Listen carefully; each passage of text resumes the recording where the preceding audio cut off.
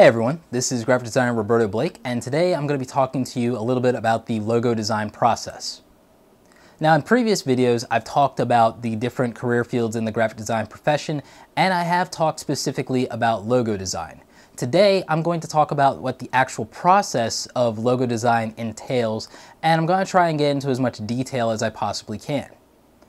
Ultimately, the logo design process is very similar to your general overall design process, but with a few caveats.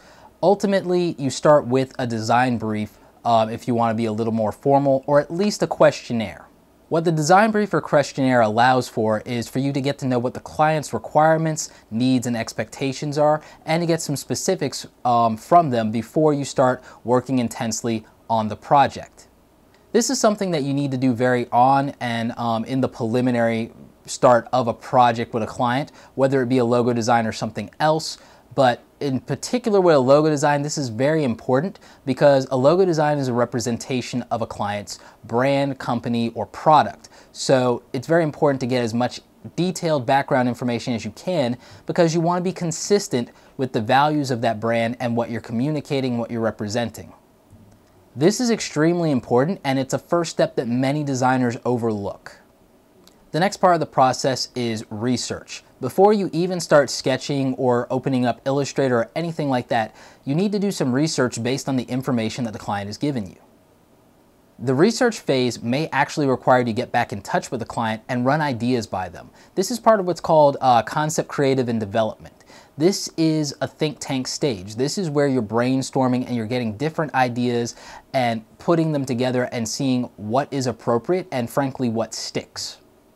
It's crucial to get these ideas as developed and fleshed out as you can before moving on to a stage where you're going to be doing some illustration, because that's going to take up time, and time is money. So you really want to have a comprehensive idea and make sure that your client is on board with it before you proceed any further.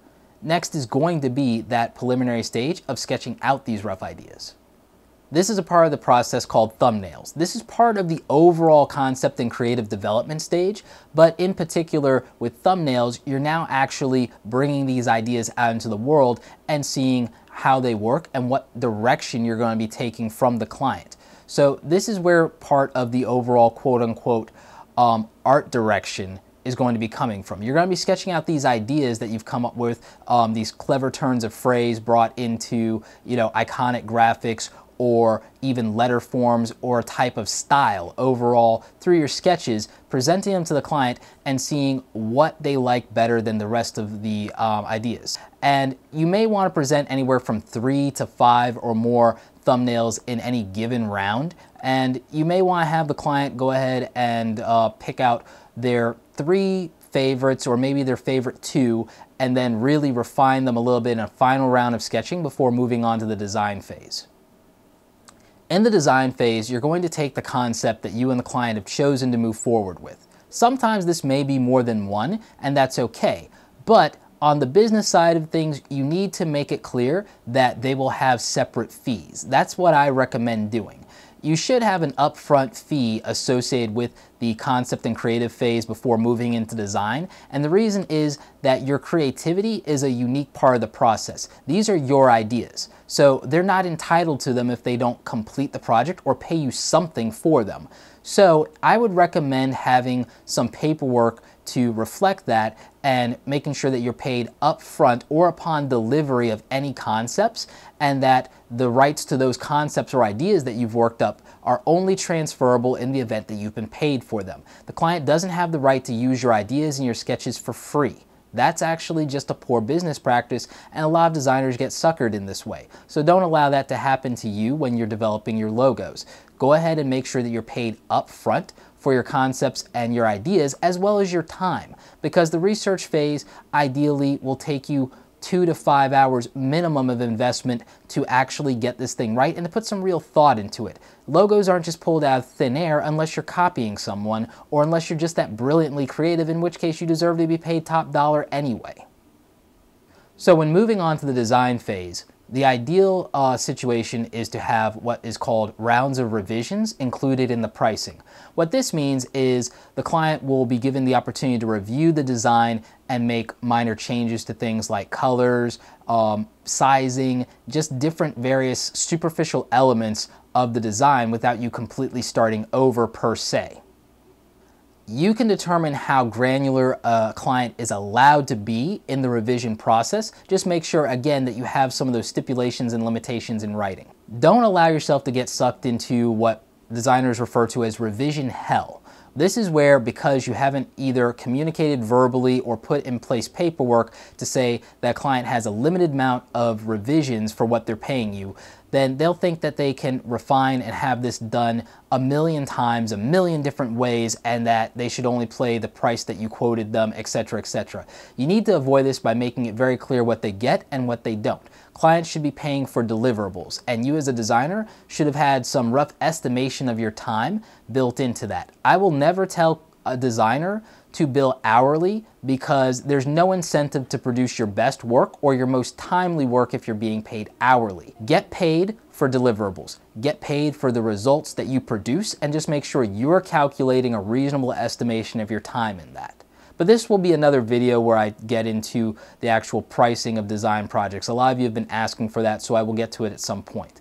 But moving along, in the design phase, this is where you're working in Illustrator or Inkscape or even InDesign, ideally, preferably not Photoshop, just due to the nature of vector work with logos that I talked about in my other video. And this is where the actual quote-unquote finessing and the artwork will take place. Once you get to a final approved concept design that the client is happy with and satisfied with, there is another phase called production. Now, I know what most of you are thinking. Isn't it done once it's designed? Don't I just send that off to the client? No, not with a logo. What you need in this case is you need a truly quote-unquote finished logo, and a finished logo is not just the approved design with all the colors, it's also a version of it that is reversed out white against black and black against white, because a properly designed logo will work in this way. Additionally, you'll need to have different types of files prepared for the client so that it works across different media. You'll need an EPS file so that they can use that, just in case they don't have Adobe Illustrator and they're using some other vector format. Then EPS is universal and will allow them to make modifications and edit, and it'll also be able to be incorporated into other different applications and what have you. EPS is also good to be able to bring into video editing applications in case they're not using Adobe Premiere, which will take native Adobe Illustrator files. You can use EPS in other different video editing applications. So that's important to keep in mind. You'll also need to produce versions of this logo for the web, which means JPEGs and also transparent PNGs. So this is what's called production and packaging, where you're going to package the different various final files that they can need for these different given scenarios in print and web quality. Now, separately or additionally, you may want to include what's called a style guide. Some logo designers include this in their pricing. Others have it as a bolt-on item or an a la carte item that people can request if they think they need it. In most cases, if a client has an in-house production person or an in-house designer or design intern, they often don't need the style guide because they provided you with some kind of branding scheme or had a style guide to begin with, and you're just doing a logo design or a logo refresh, and you actually went off the original style guide. If, however, you are creating branding materials from scratch to include a logo and some other things, then you may need to dictate and incorporate a style guide into this that has the breakdown of what fonts were used, their usage, different spacing requirements, different color requirements, the breakdown of CMYK colors, RGB colors, spot colors if those were used, as well as the Pantone colors, etc. You'll need to include that, possibly some of the tonal values for black and white if it's using different shades of black, or rather different tints of black, I should say, etc. These are just things that, again, this is an extra and you may need to include this. If you're doing professional logo design, you may already include this in your general package. It's just a matter of choice and preference and how you want to bill for it. But I do think it's important for you to keep that in mind and understand what a style guide is and what its purpose is. I'll do a separate video on this altogether at some point. Finally, after the production phase, you have the final presentation where the client is looking over all the material, and if there are any minor things that need to be taken care of or added onto or expanded upon, you can do it at that point. But usually by the time you hit production, it's all said and done, it's wrapped up. Well, I hope this video was informative to you about what the logo design process is, what it involves and what it entails, and how you can improve your logo design workflow. I hope you guys, will watch the other videos in my YouTube channel, as well as my series on different graphic design careers. I hope you guys take something away from this that's valuable to you. Like this video if you like it. Don't forget to subscribe, and I'll see you guys around. Thanks for watching.